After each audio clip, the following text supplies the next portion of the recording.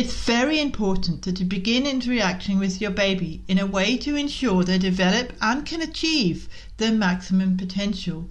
This is important to implement from day one and throughout their early years, whilst their brains are still developing. In this episode, I speak with Elizabeth Agrapidis, a pediatric physical therapist, teacher, and also a mother of two.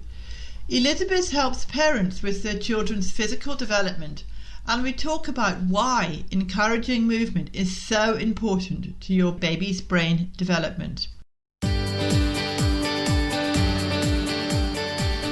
I'm infant massage instructor Helen Thompson. Hello and welcome to First Time Mums Chat. Being a parent for the first time is challenging and changes your life in every way imaginable. To help ease your transition into parenthood, I aim to offer supportive, holistic approaches and insights for mums of babies aged 4 weeks to 10 months old. My goal is to assist you to become the most confident parent you can and smooth out the bumps along the way. This podcast is brought to you by My Baby Massage, so let's do this together. This podcast is for informational purposes only and does not constitute medical advice.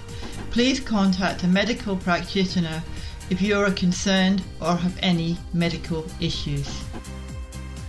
Hi Elizabeth, and welcome to First Time Mums Chat. I've been really excited about interviewing you today because I know you've got a lot of knowledge on pediatric and physical development for babies and for mums. So welcome to the podcast. Thank you so much for having me, Helen. I'm excited too. So can we start by just getting you to introduce yourself and telling me a little bit about what you do? Sure. My name's Elizabeth Agrapidis. I live in the United States. I live in Texas, and I am a pediatric physical therapist, and I am a teacher. I don't teach currently, but I have. I've taught general physical education and then children with special needs education, and then I'm also a mother of two, and sometimes that tends to be the most qualifying factor when you put these things into practice.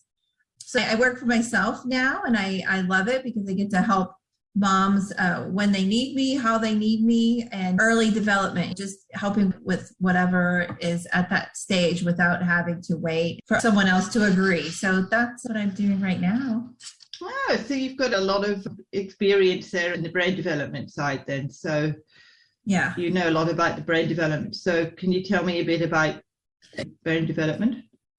Sure. So what I was going to talk about today is how you can help to build your baby's brain. And I know that sounds a little maybe generic. And so I wanted to talk about how movement is the key and the foundation to all areas of development. Yeah. So movement is just super important until you've seen it happen when they don't have the movement along the different stages. I don't think it's as clear how important that is.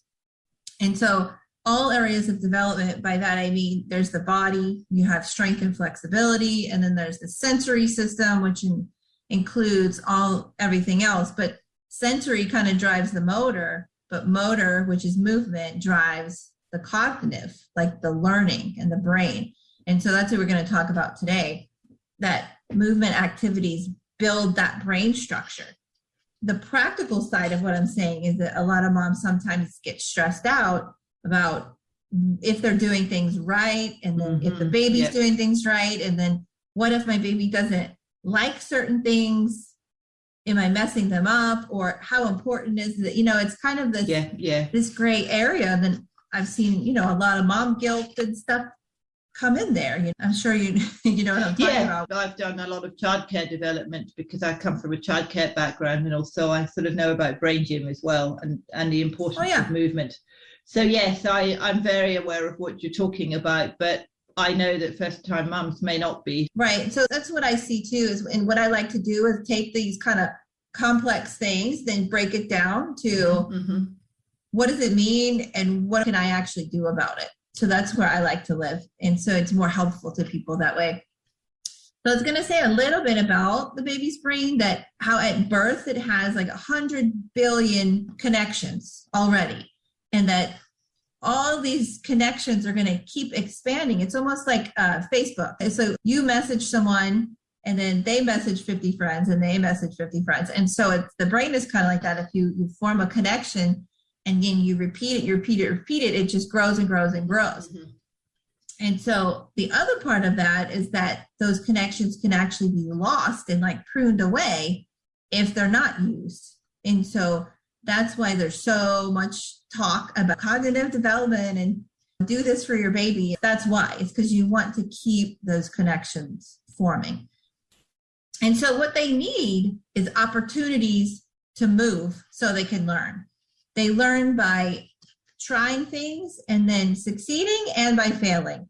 And when they're trying different movements and different things, the failure is as important as the success, of whether it worked or not, because you have certain brain structures that's their whole purpose. So your cerebellum, for example, it's supposed to be able to do that for you. So that's when it's developing, is when they try things and it's like, oh, that didn't work. Oh, I fell over.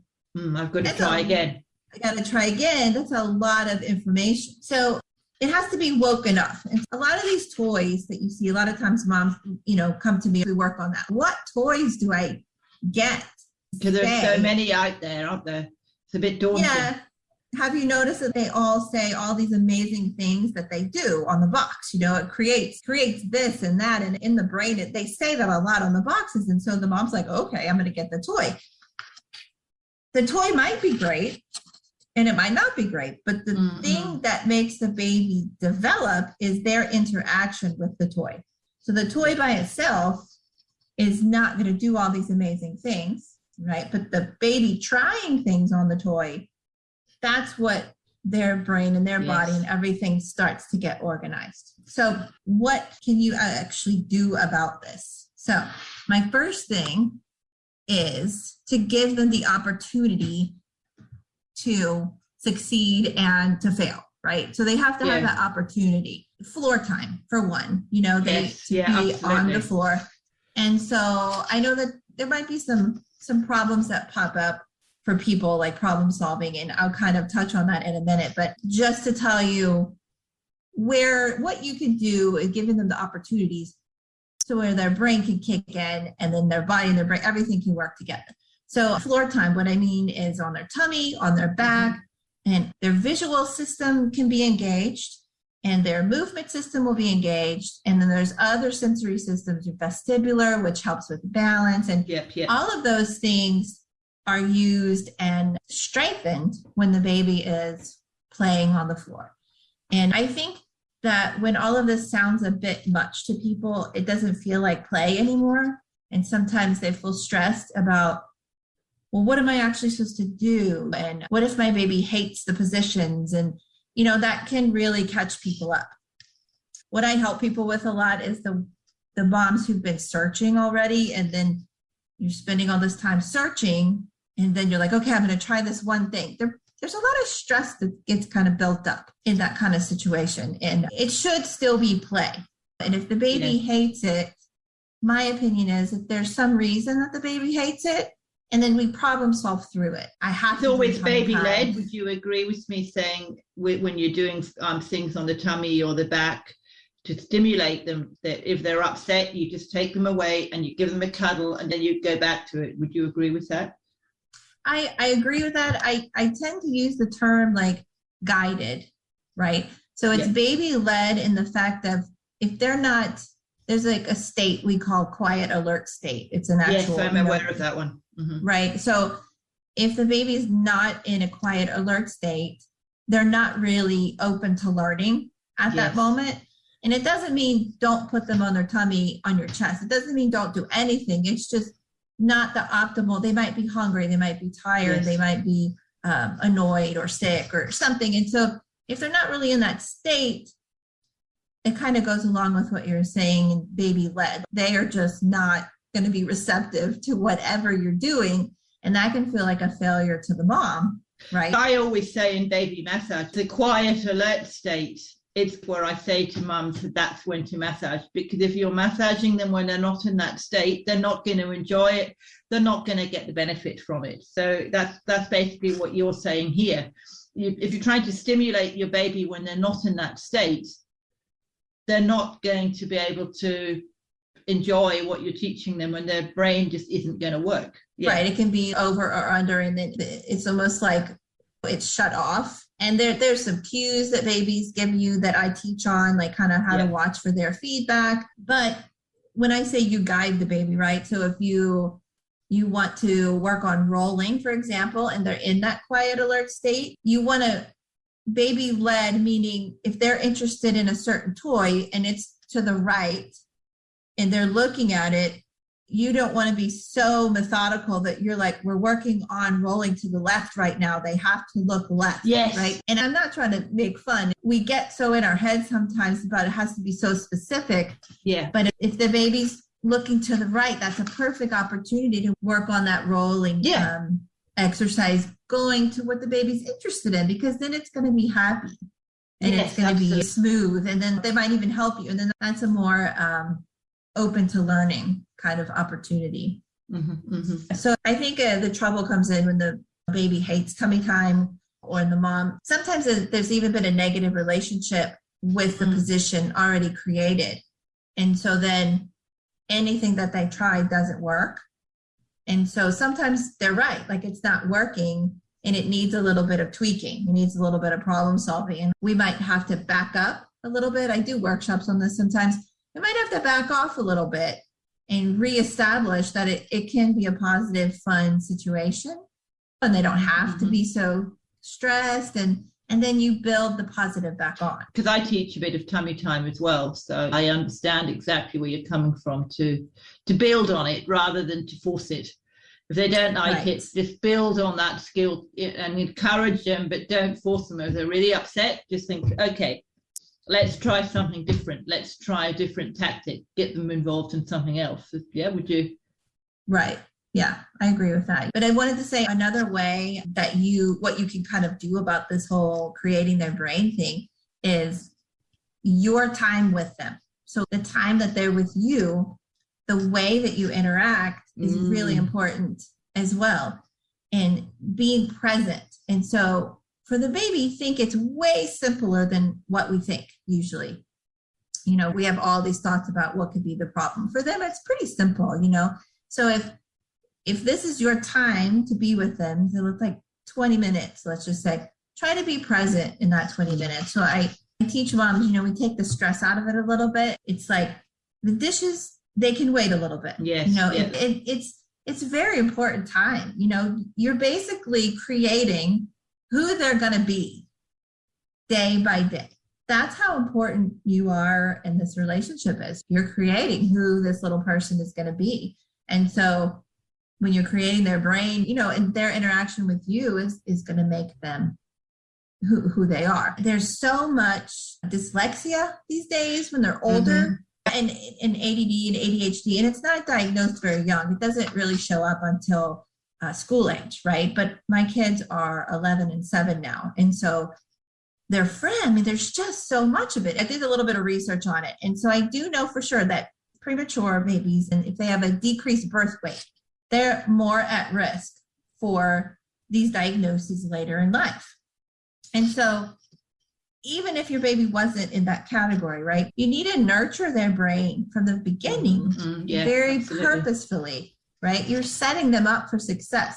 So if you knew that doing these things, maybe you don't feel like it, maybe you're tired, right? But doing this little bit of time and being present with them and lowering your stress about another task that you might have would set this baby up for so much more joy and success and less difficulty later. Of course you would do it, right? We don't always see the connection now to later. I know from a childcare background, but I know sometimes first-time mums might not know the answer to this.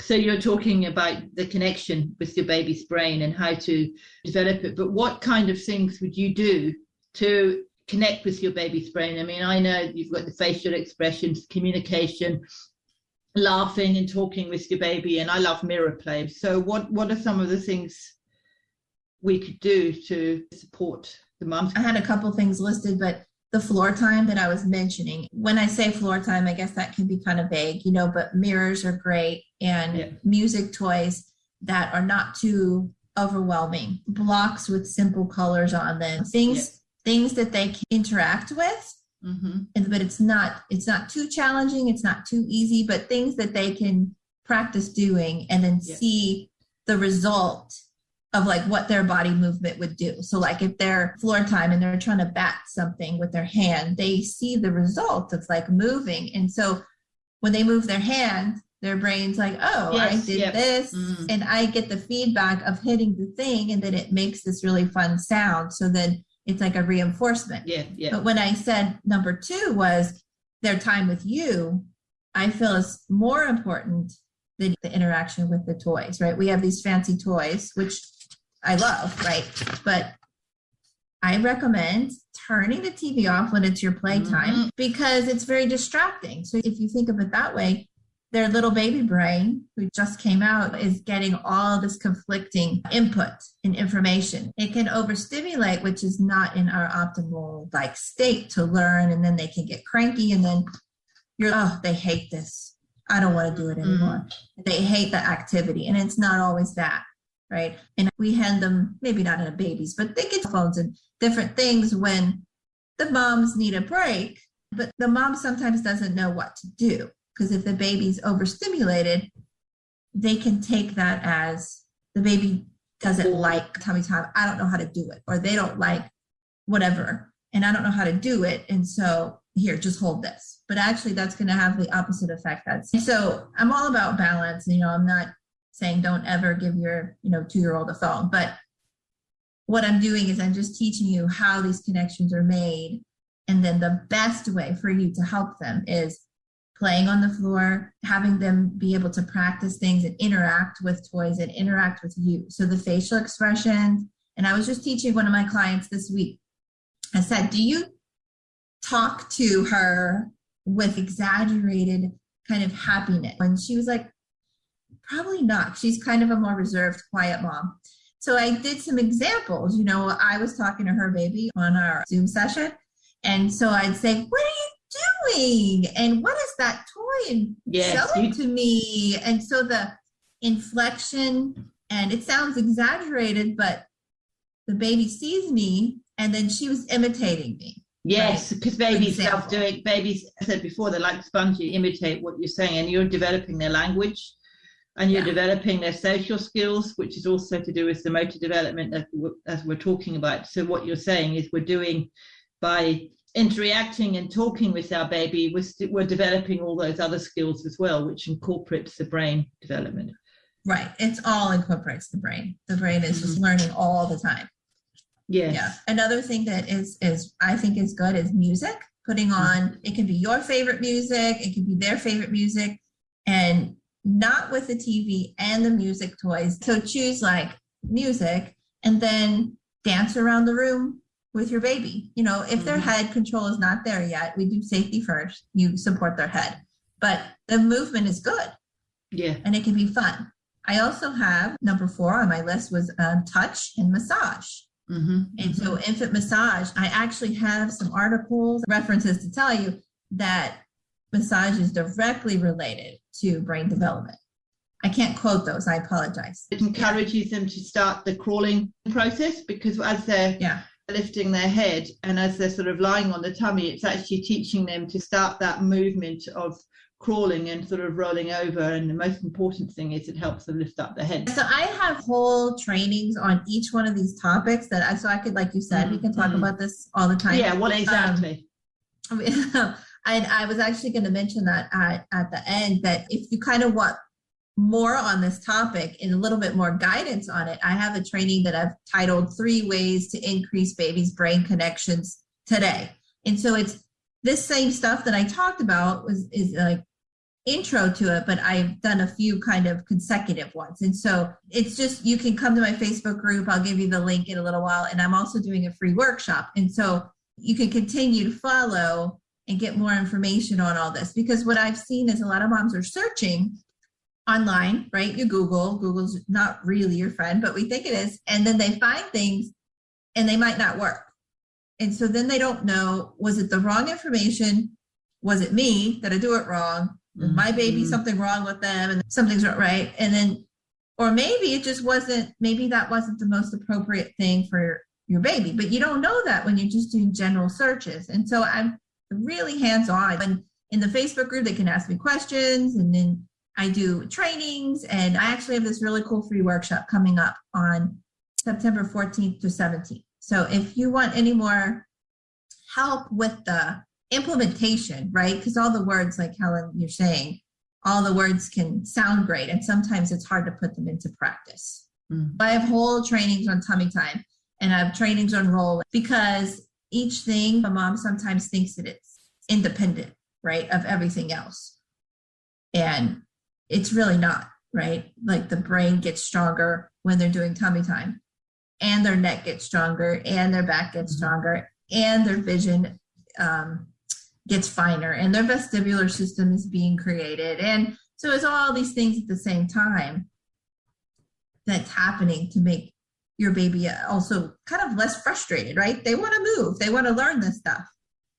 Yeah, and it's encouraging its play. It's making it playful for them too, which is really important. Life should be fun and playful. So if somebody wanted to find out more about you and what you do, how would they go about doing it? So if you wanted to join for the workshop, my website is abilifit.org. So it's ABILIFIT.org. And there's more info on the workshop, and there's a sign-up sheet, and you just enter your name and email, and you're in, and then you get a link will pop up to the Facebook group. If by some chance you find me and the workshop has already finished, or you find me somewhere else, you can also just join the Facebook. But the website will be the easiest place, because I'll have more workshops coming up. But yeah, if you wanted some more detail on this topic, or you want to learn more about the motor skills, the movement, tummy time, or rolling, or if you're having some issues with it, I can definitely help with that. Thank you so much, Elizabeth. I've really enjoyed chatting to you. I think we're sort of on a similar page, so I've really enjoyed chatting to you. Yeah. And thank you for coming onto the podcast. I really enjoyed talking with Elizabeth, who shared some great tips to engage with your little one and to encourage that all-important cognitive development. You've no doubt gathered from other episodes that I'm a big believer in reducing the use of the television when engaging with your little one. And Elizabeth and I are on the same page with this. If you're stuck for ideas or activities, then check out some of my other episodes, such as the ones on tummy time, where I shared some ideas and activities that you can do. You may also find my 4 simple tummy time routines freebie of help, which you'll find on the tummy time episode pages. I've included links in the show notes to Elizabeth's website, where you'll find information on coming workshops and activities. These can be accessed at mybabymassage.net/podcast/034. That's mybabymassage.net/podcast/034. If you're looking for additional help or resources, I also run a free Facebook group called First Time Mums Lounge. So please join me, and you'll gain access to tips to help you and your baby through the beginning stages of your journey. You can access the group by going to mybabymassage.net/Facebook. mybabymassage.net/Facebook. I also welcome questions, comments and feedback on my podcast episodes. Please feel free to reach out by sending me an email at info@mybabymassage.net. info@mybabymassage.net. And once again, thank you so much for listening.